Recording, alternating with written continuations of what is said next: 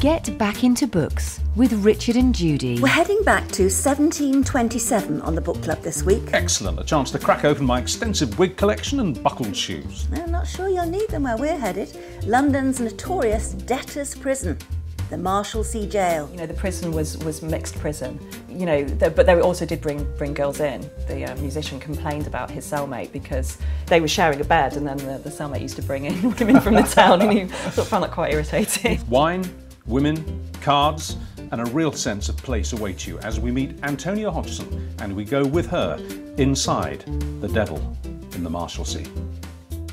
The Richard and Judy Book Club, telling the story behind the cover. Hello everybody, and you've downloaded a podcast for the Richard and Judy Book Club, and we've got a cracker of a novel to talk about now. It's called The Devil in the Marshalsea, great title, by Antonia Hodgson.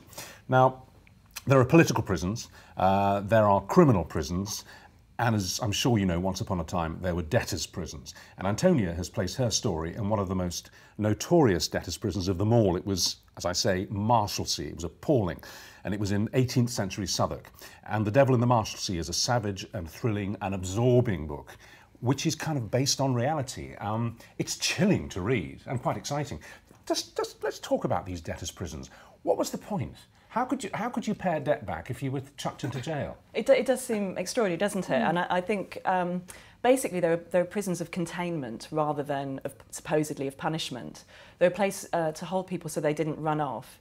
And it gave them the time to build up their credit again. If you imagine the 18th century, it's a bit like a kind of freelance world, you know. And we all know as freelancers, if you miss one payment, or you can really get yourself into trouble. But whereas now, you would just talk to the bank, or you might have a cash flow problem for a while. Then it could really be the end for you. So was it to actually stop you from getting any deeper into debt? Was that the point, really? To sort of arrested the problem while you sorted things out? Yeah, I mean, I think that's right. And just keep everyone contained. The original idea was actually, funny enough, that the creditor would put a clap and action, they called them, clap and action on you, so that you don't go anywhere, and so you pay me back. Now that creditor might also be a freelancer, in trouble. So there's a kind of whole series of people all kind of trying to keep afloat in this world, because the whole world then was, I mean, if you think of our economic collapse and what that was like, they'd had exactly the same thing a few years before the novel is set. Oh, the South Sea bubble. The first great economic collapse. A big pyramid scheme, basically, wasn't it? Exactly. Yeah. Exactly. We recognise it now with exactly the same kind of people, benefiting from it. The bankers, the stockbrokers. But it was the first time they didn't really. It was a brand new thing for people then. And but once in prison, I mean, and I think it's fascinating. I think the whole concept of a debtor's prison, especially the one Marshalsea, the one you portray in this book, is fascinating. Once you're in it, I mean, how do you make any money? Does it all come from the outside, from people that are outside the debtor's prison? That's right. I mean, you would rely on friends and family for a start. Hope if you had, there's a prison diary from the time of a musician who was in the Marshalsea, and he was constantly writing begging letters to his sister, and also his friends, because he was a musician, would put on benefit concerts for him. So it does sound modern, doesn't it? But then that's the whole great thing about this whole period, is that you start researching it, you think, hang on, they're all like us. I was there yesterday. Yeah. Well, we've got to be careful here, though, because we don't want to make it sound too cosy and a place that you just sat around for a while your friends got you sorted out and then you came out again and started up again.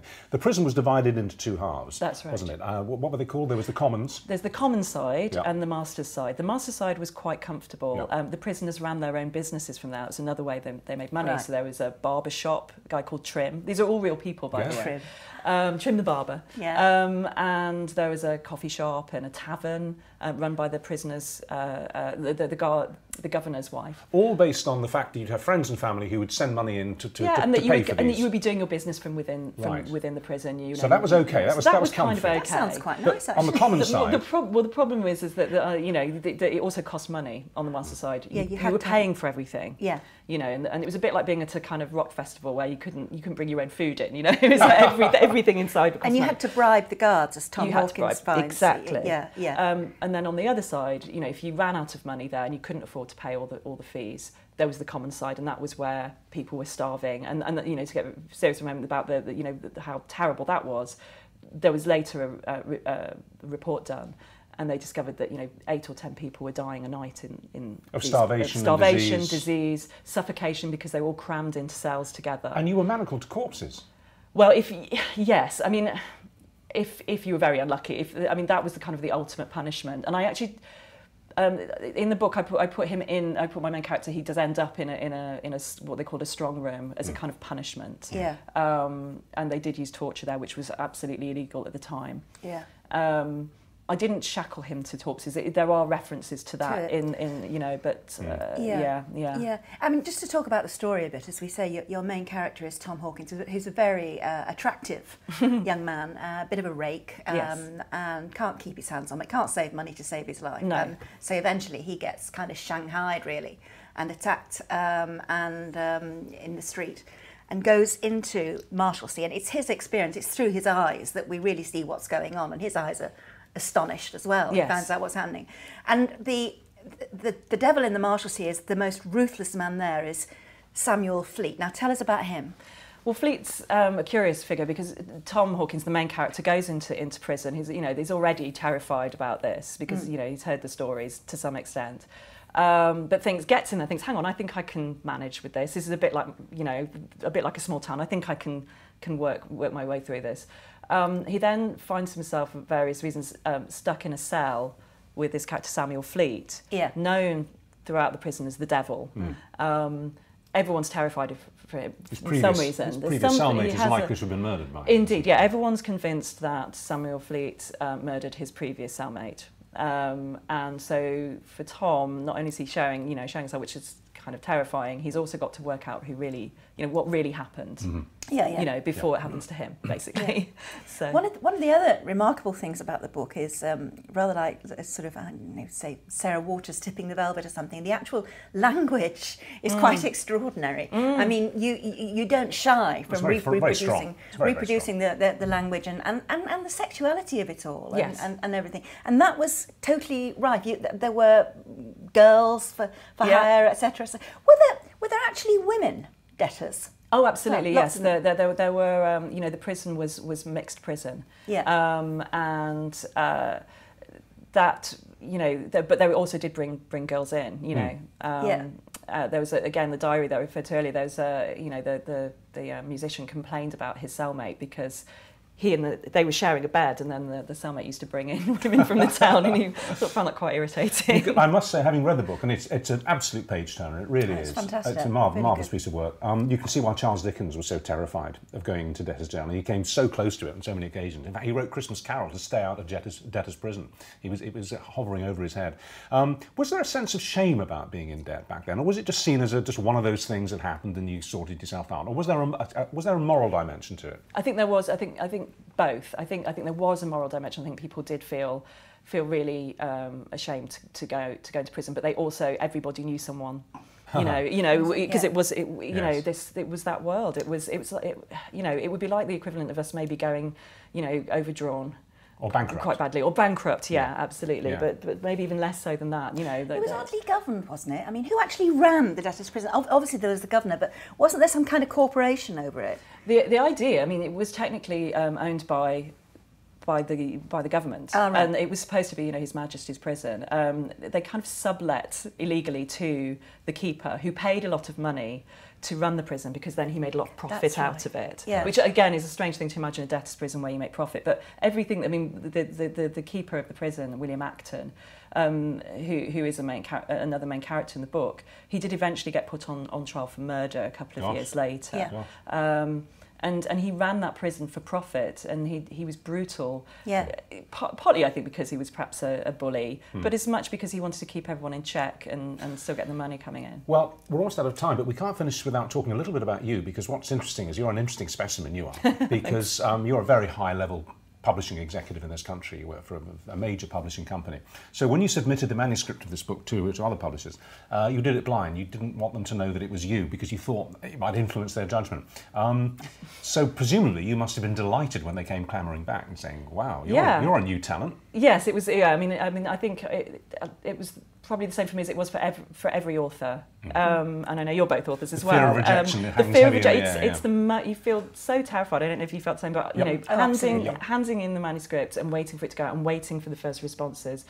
is the most terrifying thing. I didn't sleep, you know, and so I don't think it really matters who you are. Not at all. You know, that process is terrifying. Because and then, if they'd come back to you and said, thanks but no thanks, all of them, you'd have thought, oh my God, what am I doing in this business? I can't even do it myself. It would have been awful, wouldn't it? Yes, I'd have had to just go off and hide my head in shame for the rest of my life, absolutely. I think it would make a wonderful television series. Oh, me too. Thank you. I really do. I think it would be a fantastic costume drama. Great. Well, there it is. The author is Antonia Hodgson. The title is The Devil in the Marshalsea, a literal title, but it needs it, and you will be gripped. And A, don't read it too late at night, and B, like a number of friends of ours who we've sent this to, it will leave you with a mortal fear of ever getting into debt.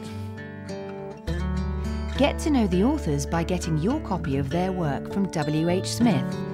There's added content at the back of the book exclusively with Richard and Judy.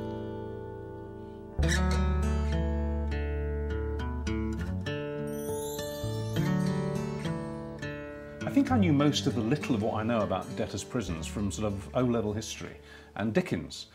But this is a whole new world that she's opened up in front of our eyes. It's extraordinary sort of world within a world, you know, city within a city. These debtors' prisons were like mini countries with their own little governments and inner resources and barriers. I mean, it's an extraordinarily complex world that she's drawn, and it's based on reality. And the thing is, although they're all debtors in there, which is why they're in the prison in the first place, it's all based on what you can afford. Yeah. Whether you're treated well and you have a comparatively good life in the debtors' prison, you can afford good food, you can afford ale, you can afford, if you're a bloke, women, etc., etc., and have a jolly good time, actually. But of course, you weren't affording it with your money because you didn't have any. It was your friends. It was your friends and who family could get who would money send into money you. in. And of course, therefore, it became an utterly corrupt system. Totally. Probably a damn sight more corrupt than some of the reasons that people found themselves in there in the first place. Yeah. The governor that she writes about was a monster, absolutely monstrous man, who ran the place as all these debtors' prisons were run, purely for profit, and therefore the corrupt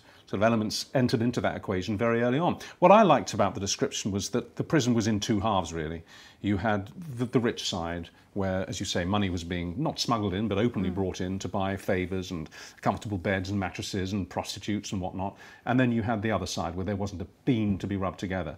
And that's where they died. Sometimes as many as, she told us, 9 to 11 a night. People would die of starvation, disease, scurvy, whatnot.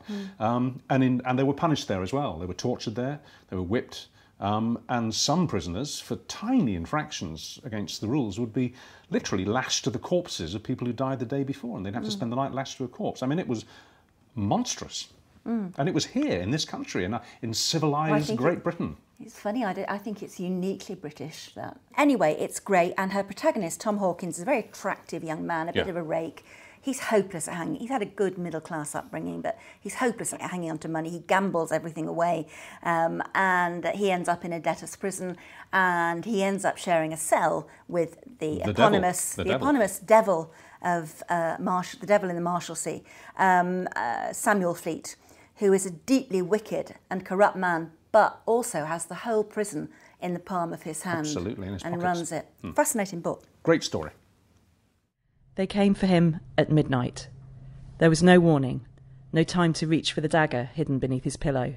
They had moved as silently as ghosts, crossing the prison yard and stealing up the dank, narrow staircase while he slept on, oblivious. A guilty man should not sleep so soundly. He woke to find a cold blade pressed to his throat. They gagged him and bound his wrists before he had the wit to cry out, dragged him so hard from the bed to his knees that the floorboards split and buckled with the force. A lantern flared into life, illuminating his attackers. Now, at last, he knew them, and why they had come. He tore frantically at the heavy leather purse tied about his neck for safekeeping, and flung it at their feet, gold and silver coins scattering across the floor. The man holding the lantern reached down and plucked half a guinea from the dirt, turning it slowly between his fingers. "Do you think this will save you?" He gave a thin smile and tossed the coin back to the floor, nodded to his accomplice. Then they sent him to hell. Hello, I'm Antonia Hodgson, and I'm the author of The Devil in the Marshalsea. I think I've always wanted to write. I've always wanted to tell stories. If I wasn't writing them, I was thinking about them, thinking about characters, dreaming them up in my own imagination, really, from a small child onwards. And you know, writing was really just the discipline then of sitting down and putting those thoughts to paper. It's a great pleasure to me to write. It's that thing they say about happiness, which is when happiness is actually when you're completely absorbed in something and everything else falls away. So while it's a discipline and it's hard work, it's also something that just gives me great pleasure to do.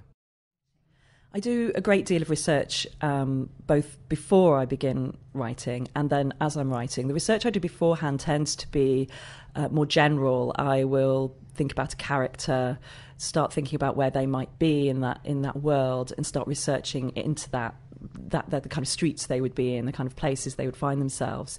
And the great thing about research is that once you start, you can be taken into all sorts of extraordinary places you weren't expecting, and you can find great stories, because real life provides the most extraordinary opportunities for storytelling. You know, there's nothing quite like a real life story when you're reading, you know, in the British Library about someone who died 300 years ago, but there they are on the page. So I'll start with a lot of research, but then there comes a point when you really have to stop, and you know, you can go down the rabbit hole of research. So once I've stopped, then I'll begin plotting and thinking about the actual, you know, the real details of the story. Then I'll get cracking.